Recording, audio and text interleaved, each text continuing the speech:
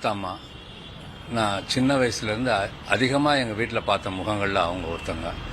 புஷ்பலதா அம்மா, தேவிகா அம்மா, சாவித்திரி அம்மா ரெகுலராக வீட்டுக்கு வருவாங்க. கண்ணதாசன்னா அவங்களுக்கும் ஒரு இது உண்டு. எங்கள் படங்களில் நடிச்சிருக்காங்க.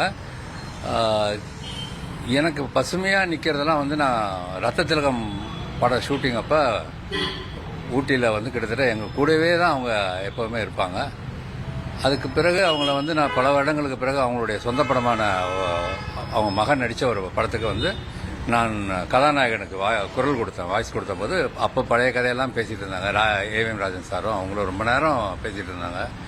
ஒரு அற்புதமான நடிகை, அவ்வளோ அழகாக இருப்பாங்க. இன்றைக்கி அந்த குழந்தைங்களை பார்க்கும்போது அப்படியே அவங்கள அந்த காலத்தில் பார்த்த மாதிரியே இருக்குது. உண்மையிலே வந்து புஷ்பலதா அம்மா ஒரு காலத்தில் வந்து அவங்களோட தமிழ் சினிமாவில் வந்து மிக மிக மிக அழகான ஒரு கதாநாயகியாக இருந்தவங்க. அவங்க ஆத்மா சாந்தி அடைய வேண்டிக்கிறேன்.